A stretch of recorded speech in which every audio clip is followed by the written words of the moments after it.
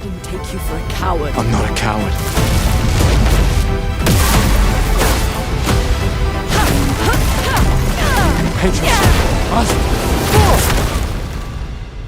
As long as even one of us stands, our fight is not over.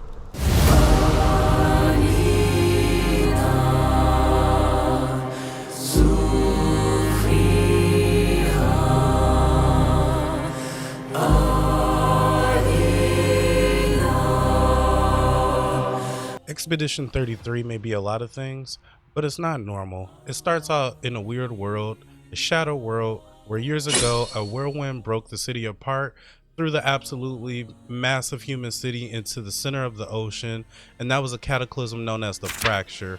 That was 67 years ago. Since the initial destruction, every single year a countdown appears on a giant stone spear known as the Monoth in the center of the world. It's painted by a massive spectral looking creature that the inhabitants call the Paintress. Each year people have 1 year to live their fullest or go on an expedition to kill the Paintress before they die. Yeah, it's that kind of weird. So you have about a year. You can grab your crap and try to figure out a way to kick the crap out of a giant female version of Bob Ross. With a homicidal streak, adventuring through the lands filled with enemies known as the Nervons, and putting together the pieces of the story that makes up Expedition 33. This comes out on the 24th for everything but the Switch, and it's available on Game Pass. After the initial story stretch, with some key moments that pop up, you go into the game world and start exploring on Expedition 33. The game has an attribute system which is easy enough to understand. You level up and spend some points here and there: vitality, might, ability, defense, and luck, and they all impact your health and attack, power, speed, defense, and critical hit accordingly. But it actually blossoms when you start getting pictos.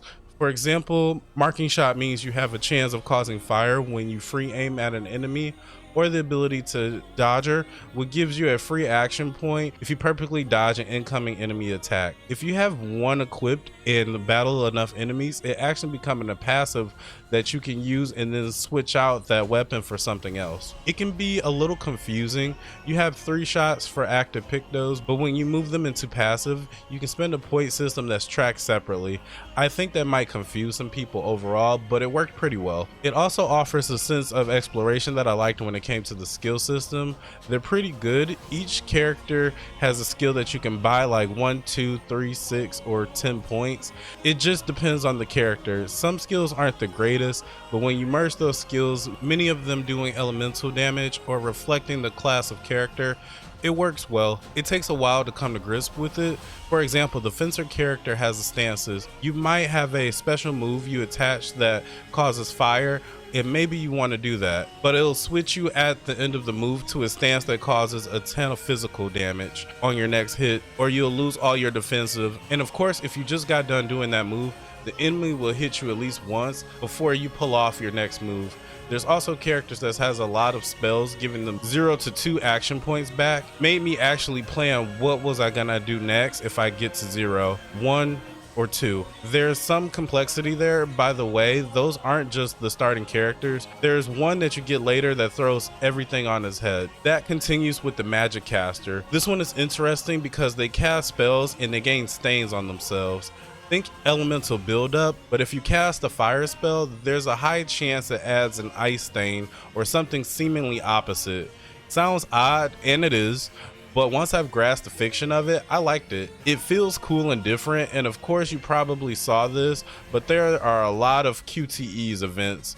They occur everywhere whenever there's a skill used against you or by you. So that fire skill, you might have hit the space bar twice at different times, timed it perfectly, more damage or bonuses. Same when it's the enemy's turn. Spacebar lets you jump over the ground attacks, and Q and E are your parry and dodge. Dodge has a larger window, so start with that.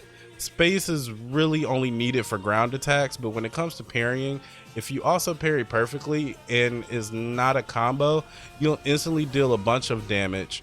If it's a combo, you might need to parry 3 or 4 hits to finally counter. Those do an insane amount of damage, but it occurs at a dichotomy that you'll notice right away. Mixing this all sounds great on paper, but it feels oddly disjointed, going from turn-based strategy play to smashing the spacebar and then fighting enemies with those tactics is kind of weird. Sometimes dodging had a wide window, other times it felt super tight no matter the difficulty.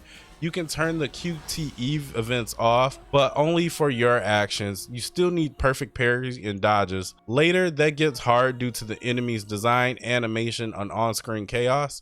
Still, most of the times you win, and when you do, you get a lot of loot. Who doesn't love loot? You can also see who did the most damage and how many perfect parries, etc. At camp, you can spend the XP, level up skills, and talk to characters. Visually, Expedition starts off incoherent, worldly style characters with super thin bodies and overdone bobbleheads, but as you progress, the environments become colorful and varied. Battles highlight some of the best moments. Two-armed, double-shield rock leviathans leaping into the air for revenge. Characters leaping, spinning, and countering. Looks like an anime, and you guys know I love anime. Reminded me of Final Fantasy and other high fantasy turn-based games. Moving around the world is trivial, running across locations, see enemies, destroy camps, and lore. Sometimes you find info about past expeditions. Adds a sense of discovery that I like. Always looking forward to secrets on the main or overworld map. It performs well from the 2080 build-up, smooth, 2K, 4K, it depends on the settings. Smooth with or without the DLSS. On the 3080 plus, always above 100 FPS at 4K, and 3080 or 4090.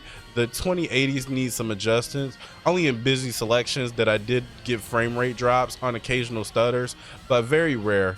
Overall, Expedition 33 looks like no other game, plays like many combined, and that plays off for the most part. Voice acting, we have the voice of Gollum.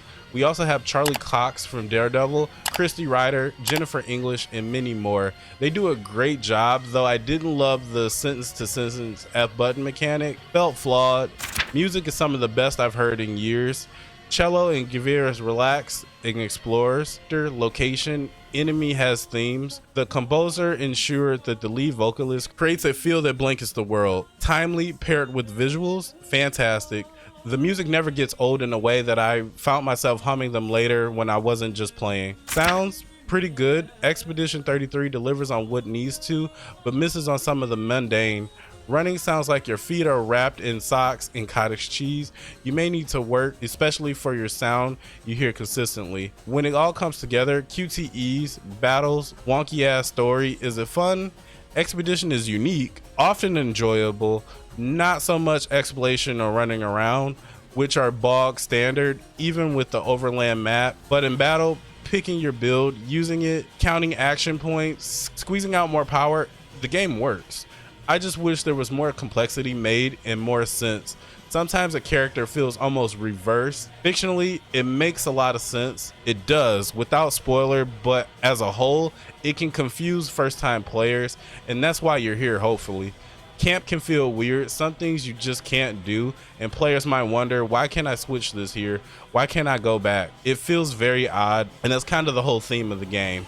Regardless, I kept playing. The mystery of the story hooked me, which is rare for me. Usually these are clumsy.